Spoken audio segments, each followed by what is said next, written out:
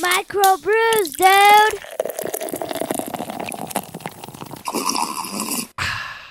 Dude.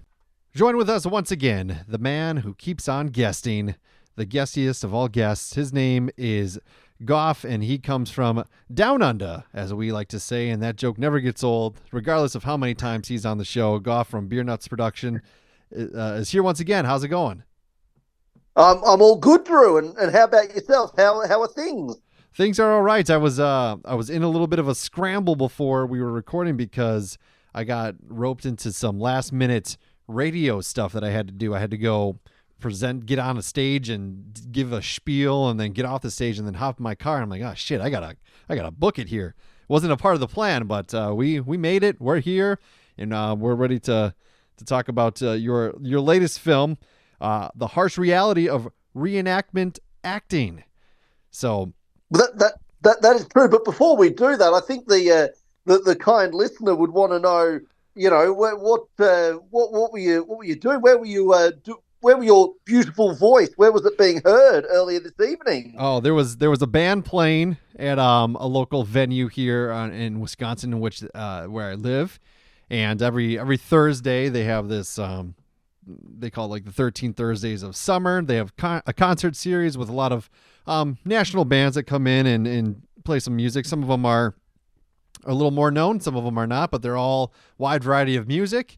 This band sounded pretty good. I caught the last like 5 songs for a little bit, and then I think they were called like Rena or something like that. I don't know. And then I got on there, and I had to, because we're one of the sponsors for everything, I had to announce the winner of a 50-50 raffle, as well as plug a bunch of shows that are coming up that we're a part of. So yes, it was a lot of fun, I guess. Yeah, I got to go on stage and just it was really meaningless, but that's what I had to do. So well, don't be so down on yourself. I mean, without you, it sounds like the night would have fallen apart.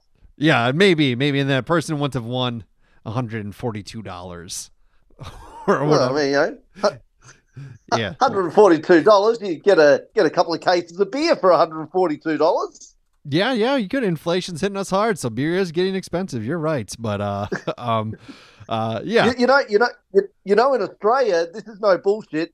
In the last budget, like federal budget that they handed down, they started a sin tax, and so alcohol has gone up in price because of the quote unquote sin tax.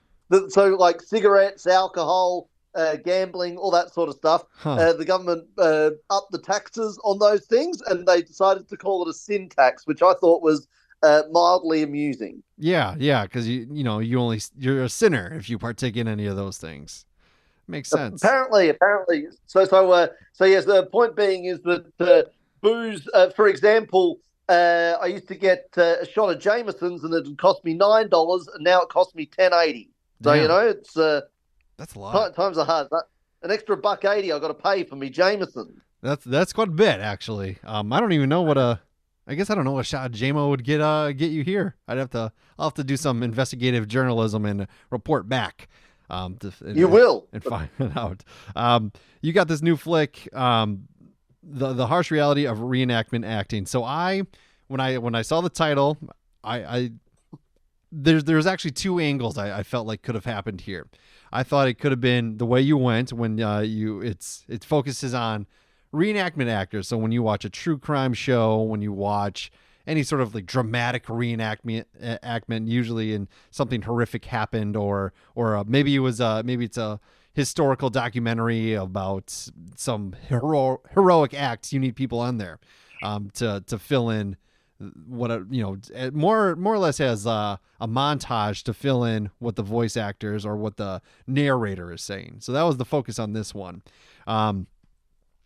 I thought like, oh, I wonder if this is going to be about those nerds at the Renaissance Fair that do stuff. Because in Wisconsin, we have a pretty big Renaissance Fair. I've been to it twice. It's not necessarily for me, but boy, do they take their reenactment role seriously.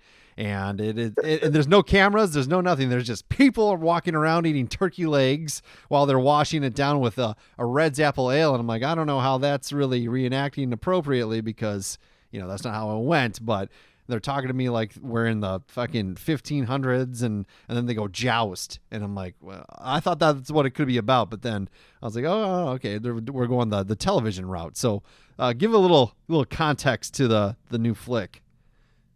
Absolutely, absolutely. So yes, there was sort of two things that inspired it. Firstly, as you sort of alluded to, those reenactment shows on TV, like your air crash investigation and whatnot, they are terrible. They are god awful and atrocious. And I decided that they needed to be mocked, which is what I have done.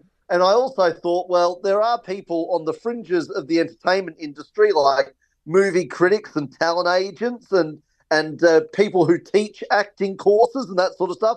And I thought they also required to be mocked, because a lot of those people that sit on the fringes think that they are way more important than they actually are. Mm-hmm. So I thought they also needed to be mocked. So I guess generally speaking, I'm making fun of the entertainment industry, but I've sort of honed in on the reenactment acting. So it's a mockumentary that takes you through all the twists and turns, because people wouldn't understand the all the twists and turns that are involved in reenactment acting. There's far more to it than what people may or may not be aware of. Yeah, I'm sure there actually is quite a bit to reenactment acting, but yeah, I did like the aspect of the movie critic, especially his kind of monologue of specific words that he uses, and I was like, yeah, I've seen all of this in movie critics and everything like that. Have you, so as a filmmaker, have you come toe to toe with a movie critic before? Only once. So the person shall remain nameless, but they sent me an email and they said, can we review your film? And they were very friendly and nice. And I said, yes, of course, you're more than welcome to review the film. And so then about a month later, they sent me an email and said, well, we've reviewed the film and we've released the review. And I watched the review that they did, and they tore me a new asshole. They absolutely ripped it to shreds. And I thought to myself, why would you ask somebody like an independent filmmaker, why would you say to them, can I review your film and be all friendly just to tear me apart? It seemed a little bit mean-spirited. So that would be the only time I've had a run-in with a critic per se. But most of the time, people have been very, very good with my work and have enjoyed my shtick, shall we say, and they've seen the humor in it, which is always helpful. Yeah, early on in this podcast, I actually got reviewed on a podcast by a dude who I won't say his name, but yeah, he kind of did a similar thing. Only I didn't know he reviewed my podcast. I stumbled upon it because someone's like, "Oh, is this your show?" And I was like, "No, it's not, but it has my show's name in it." And I listened to the episode, and he essentially told me how shitty it was, and I was like, "Oh yeah, maybe you're right." And then so it made me adjust a couple of approaches to it, so it was a little bit productive. But at the same time, I'm like, all right. And then like what he does at the end, he's like, "Oh, you can always become a member of my fucking podcast school academy or whatever it is he's trying to pimp out." And I was just like, "All right, dude, like what a great way to promote your shit by ridiculing me. I really want to join."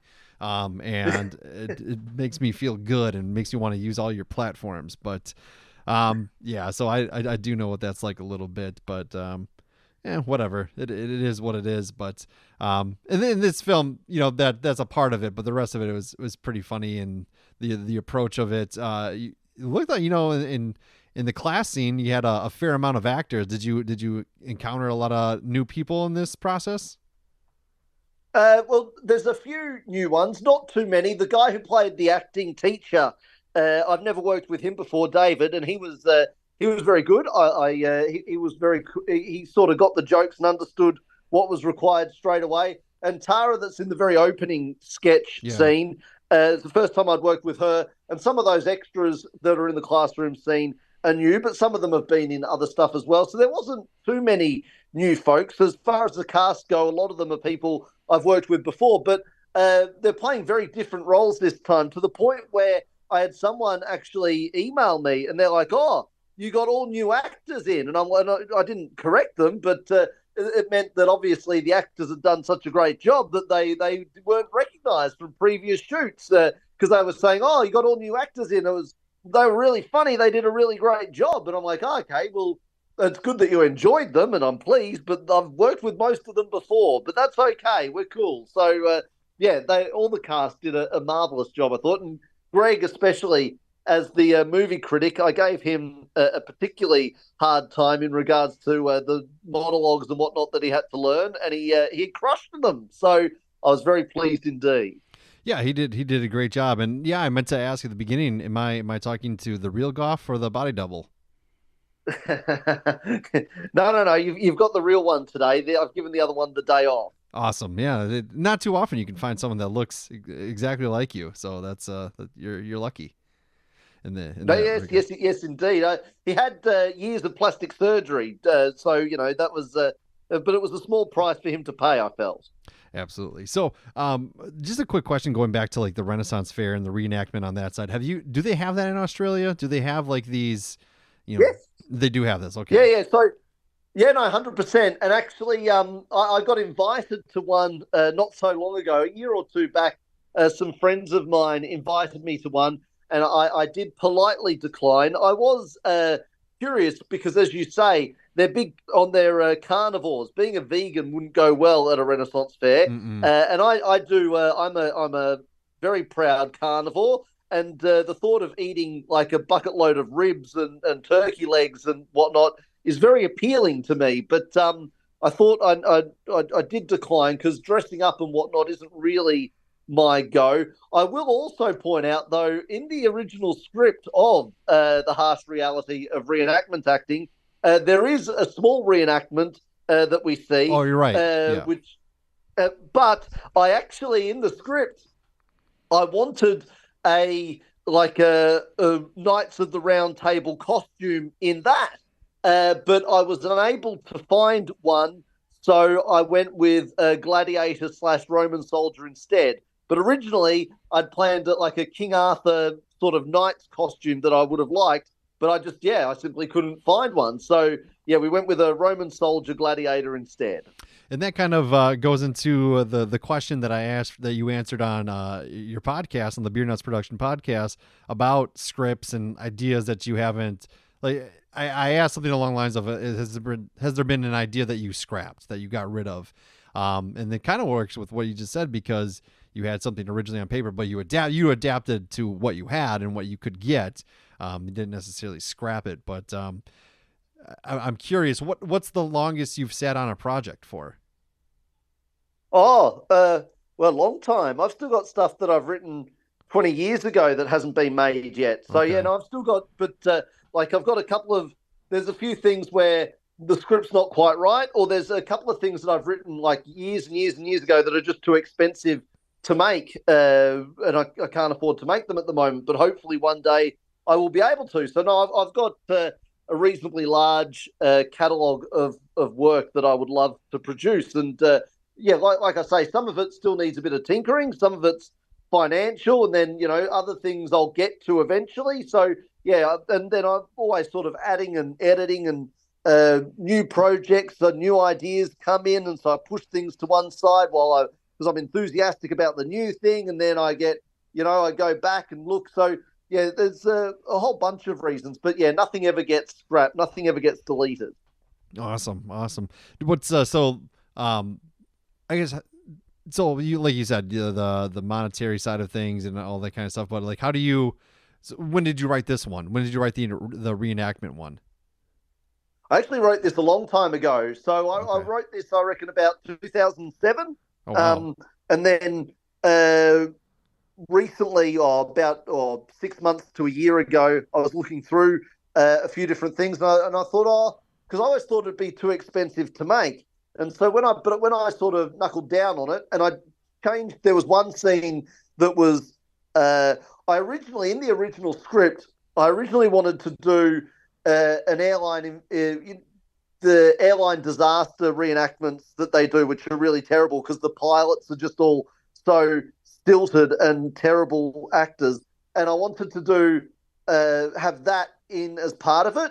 So I thought, oh, this is going to be too difficult to make. And so I did some research and I found out that in Australia, they don't actually have any flight simulators anymore. Because I thought, well, what if I rent a flight simulator and we get some actors into a flight simulator and then we could do like a cool little reenactment sketch in a flight simulator and Right. people think it's a real life cockpit. But they don't actually have flight simulators in Australia. I would have thought like at every airport for training purposes, they would have, but apparently Australian pilots have to fly overseas to do their training. So, Hmm. yeah, so I cut all that out of the film script, and then I was like, oh well, you know what? This is probably doable. I reckon I can afford to do this. So, yeah, we did. So, yeah, but it was written quite a while ago. I had the idea quite a long while back. Interesting. Yeah, that's crazy. So like what you just kind of like you just cycle through some of your stuff and say, okay, this one could be next then. Yeah, pretty much. Yeah. So sometimes they're like brand new. So, for example, Idiom that I we spoke about last time, which was the last film I did, Yep. that was written immediately because I'd worked with Lucy Cooney on the film prior, and I really liked her as an actress, and I wanted her to do something else with me. So I wrote something especially for her. So that was written straight away, and we made it straight away. Whereas, yeah, this one. After I'd finished Idiom, I was sort of going through some stuff, and I was like, "Oh, like I say," and I came across that, and I thought, I think I can do it. And so, yeah, once I did a wee bit of tinkering, it was very doable financially. So, yeah, I go through my stuff and see what is there and see what also I'm excited about as well. Because, you know, sometimes you sort of go through, I guess, what's the best way to put it? You sort of go in and out of love with different things, you know? Mm-hmm. So sometimes you might be really enthusiastic and, oh, let's do this one. And then you might be like, I'm not so into it at the moment. And then you come back to it a bit later on, you're all about it again. So, yeah, you sort of have sort of ups and downs with the projects as well. Absolutely. You ever just get burnt out? You ever just go, damn, I need a fucking break or what? You're working all the time. You should take a break Yeah, off. not maybe I'll come over to Wisconsin. We can go Hell yeah. to one of these concerts and get amongst it. Right.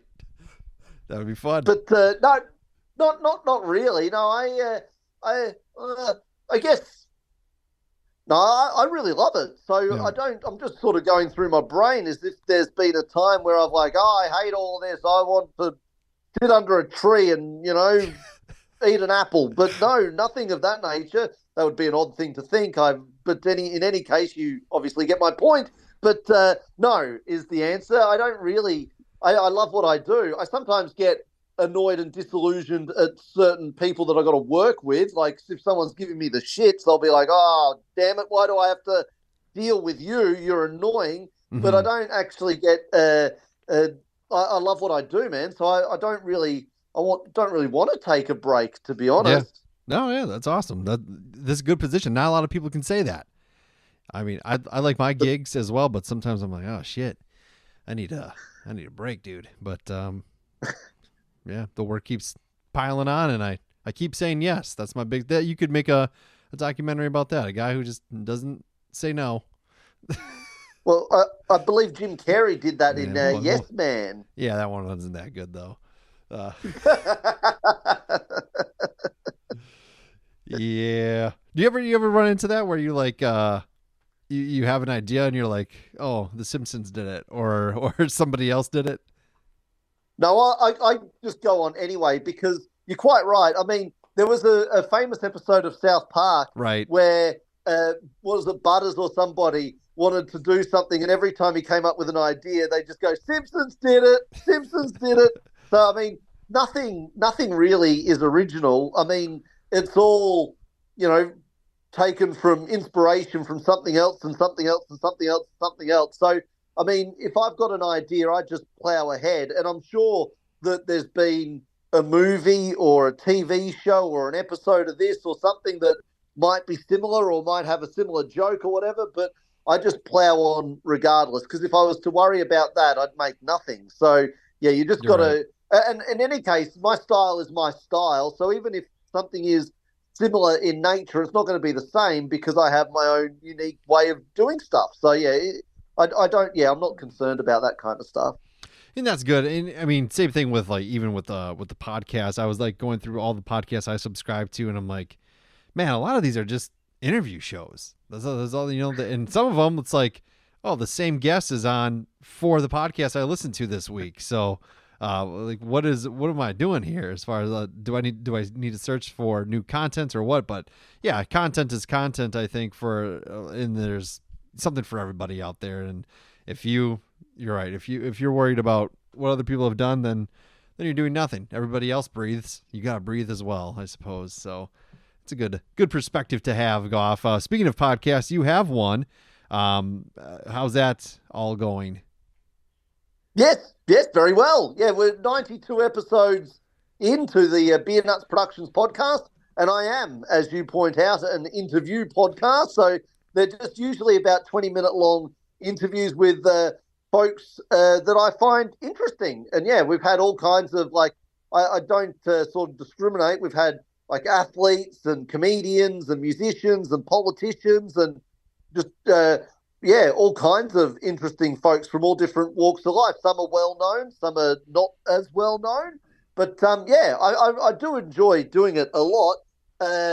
I'm not doing it as regularly as I did when I first started, mainly because it's very time consuming. Mm-hmm. But that's okay. I still enjoy doing it, and there'll be more episodes coming up. But yeah, if people haven't tuned in yet, they've got 92 to listen to before we have to worry about making episode 93. But so there's plenty there. And we have I even when the musicians come in for an interview, I make them bring in their guitar or whatever, and they do a couple of songs that are live on the podcast. So yeah, there's all a little bit different, so people can sort of go through and if they see all the guests and decide what they want to listen to. But yeah, it's available on all the podcast apps that are out there, but also if they just go to beernutsproductions.com, they're all there as well. So you can listen to it multiple different ways. Have you ever considered doing like an audio drama or anything via your podcast? I know you've done some things like that before, but have you ever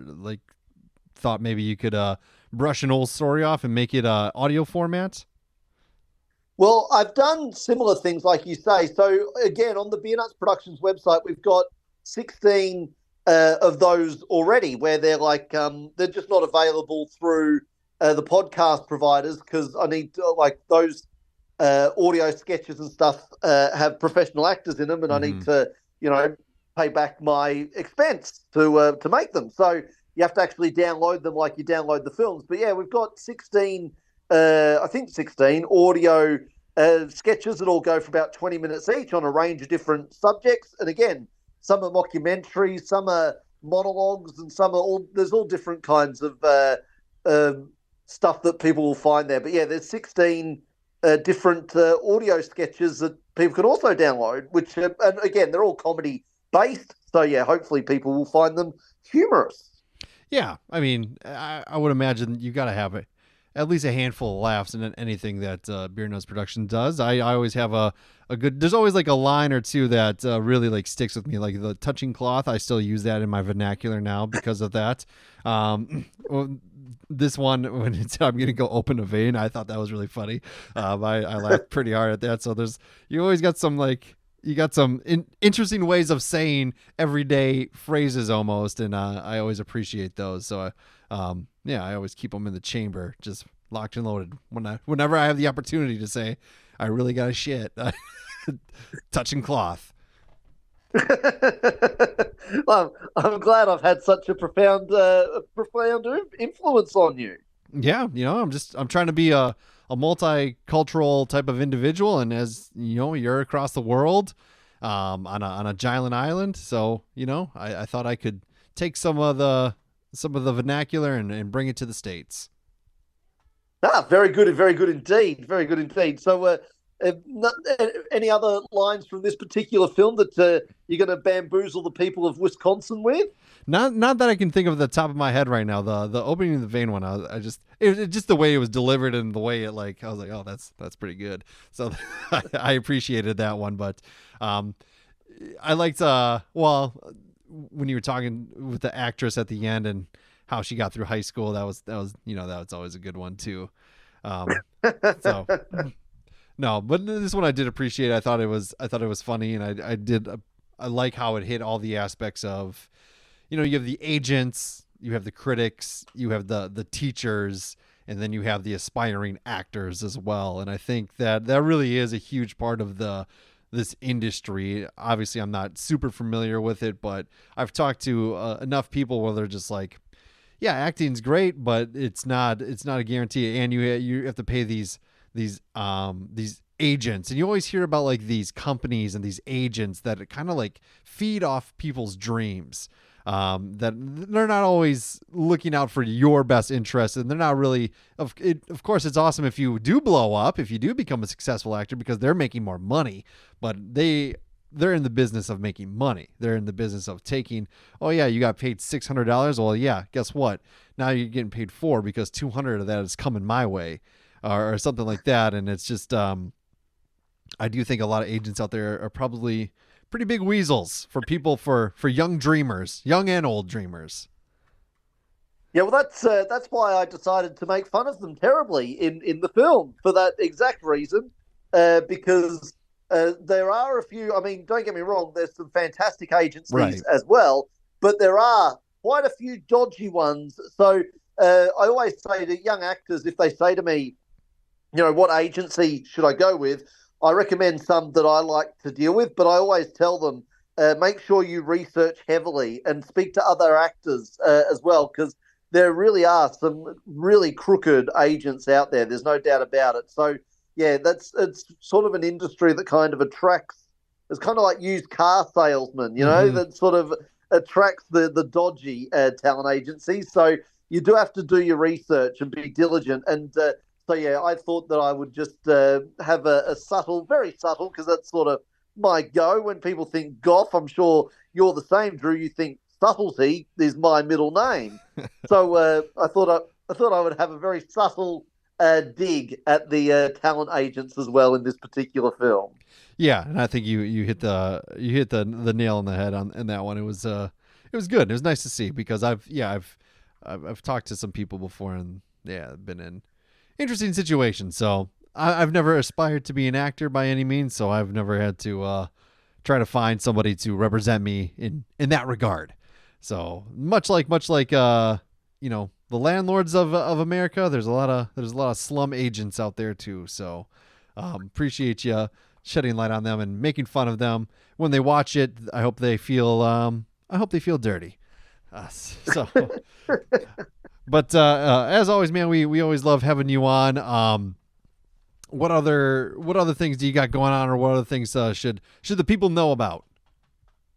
Well, as far as Beernuts goes, we've the new film's only been out for a week and a half, so I'm just doing all the marketing fun and all that sort of stuff for the new particular film, the harsh reality of reenactment acting, and obviously been all over the socials. So if people want to jump on their favorite social, whether it be YouTube or Facebook or Instagram or Twitter or whatever it might be, or X or whatever it's called now. And yep, I'm all over there. So just type in Beernuts Productions and you'll get regular updates as to what's going on. I've got the podcast and the audio file. So yeah, there's actually quite a bit happening at the moment, so which is very, very good indeed. So there's lots out there on the world of Beernuts Productions to keep people suitably entertained.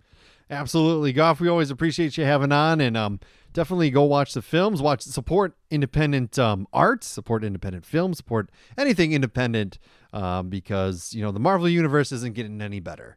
At least, maybe Deadpool will save the world, but I don't know. We'll see.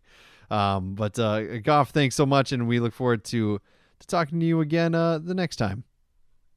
Absolutely. Thanks for having me on the show, Drew.